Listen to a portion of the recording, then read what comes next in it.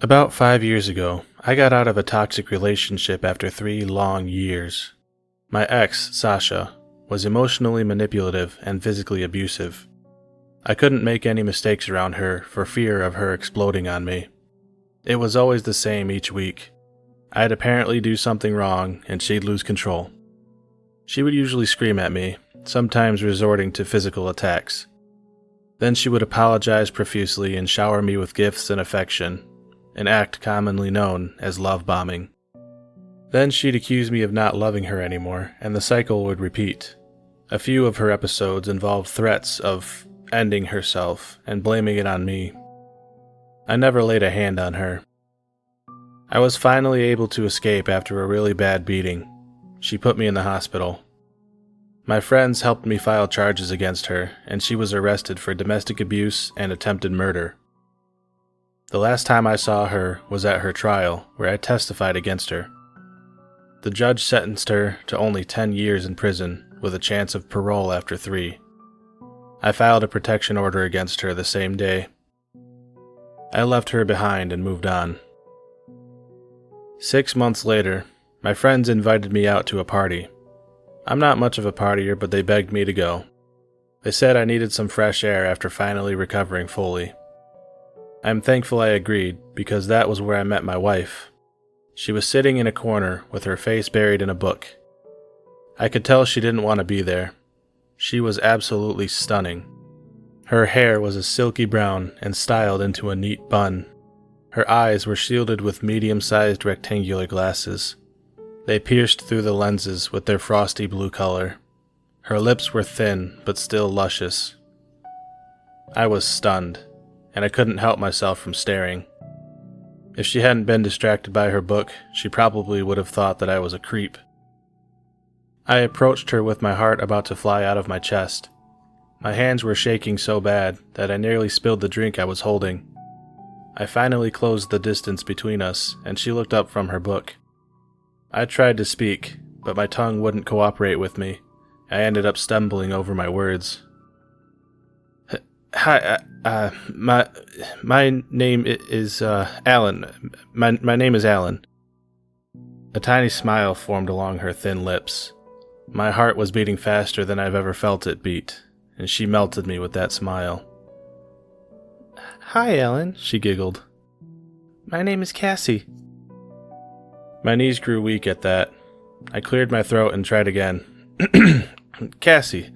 A beautiful name for a beautiful girl. She giggled again and blushed a little. Is there something I can do for you? She asked. Well, I noticed that you're reading at a party. I take it you don't like parties?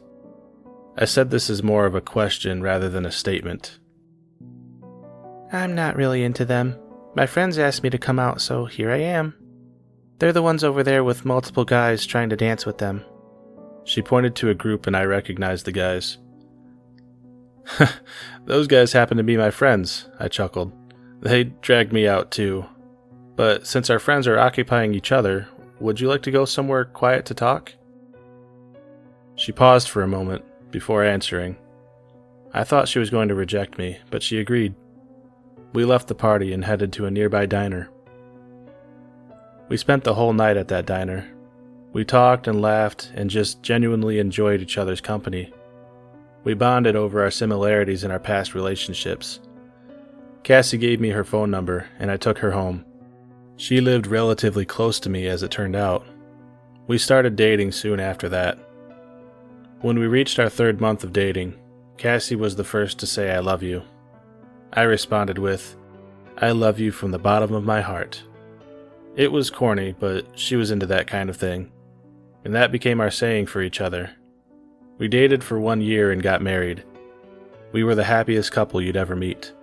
I had completely forgotten about my past, about Sasha, when I received some news that made my head spin. After only 5 years behind bars, she was free. From then on, my life went downhill. I started receiving calls and text messages from unknown numbers. I answered the first few, only to find out that it was Sasha. Her time in prison had made her become completely obsessed with me. The first call I answered was the most anxiety-inducing call I'd ever taken. Sasha said she missed me and wanted to be with me. I told her I was married and happy in my new life. I told her to leave me alone. She didn't respond well to that at all. She issued death threats about Cassie and swore that her heart would be mine and mine would be hers. This harassment went on for 4.5 more years after the first call.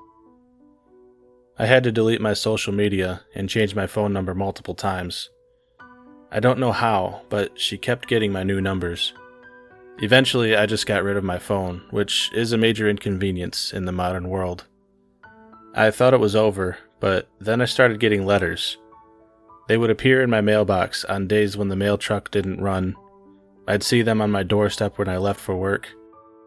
There was even one on my car windshield beneath the wiper blade once. I collected each one and took them to the police department. The police were pretty much useless. Sasha was in clear violation of the protection order I had against her, but the officers just told me there wasn't anything they could do since they couldn't find her. Cassie started to get worried when she saw a strange vehicle pass by her work multiple times each day. The windows were dark, but it looked like a woman was driving. It even drove past our house a few times while I was at work and Cassie was home alone. 2 weeks before Valentine's Day, I woke up to a package on my porch. There was a note taped to the top of it that simply said, "Our hearts will be together in the end." The box was full of rose petals, but they were dead and wilted. At the bottom of the box was a large knife with something disturbing on it. Written in what looked like blood was Cassie's name. I took the knife to the police. They were able to determine that the knife was from Sasha because the blood on the knife matched her DNA. The police issued a warrant for Sasha's arrest. They were never able to arrest her, though, because her body was discovered 2 days before Valentine's Day. It looked like she was stabbed to death. The police were very vague with the condition they found her body in. I went home to let Cassie know that our problems were finally over. Sasha was gone. Cassie was as relieved at the news as I was. I had big plans for Valentine's Day, and now I didn't have to worry about them getting ruined. I was waiting on a package to arrive with a surprise gift for Cassie. It was set to be delivered the morning of February 14th. That morning, I got up before Cassie to see if the gift was there. I saw a box sitting on the porch, and I got super excited. I left it there and waited for Cassie to wake up. Good morning. Why are you up so early?" was the first thing she said to me. "I have a surprise for you, and I wanted to make sure it wasn't ruined," I said with a sly grin. I told her to open the door, and she saw the box sitting on the porch. She grabbed it and brought it inside. I expected her to have a smile on her face, but there was a scowl instead. "What is that god-awful smell?" she asked. I furrowed my brow in confusion. There shouldn't be a smell. She set the box down on the coffee table in front of me, and the smell hit me like a brick wall. I almost threw up right there, but was able to keep it down by some miracle. "This is definitely not what I ordered," I said. I opened the box, and there was a wet brown paper bag inside. Flies came buzzing out of the box, and another wave of that disgusting stench. I saw a piece of paper in the box. I pulled it out and read it. Cassie noticed that my face went pale. I pulled out the brown bag and opened it. Cassie screamed, and I called the police. It was a human heart. A hazmat crew was sent to clean up the rotten mess, and that's when we were finally told the whole story about Sasha's body. They found it lying on a table in a run-down apartment.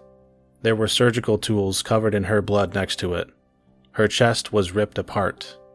Sasha had written instructions to a killer. It was suicide by murder. She had someone kill her and tear out her heart. That person then delivered the package to our house. The police don't have any leads on this mystery courier.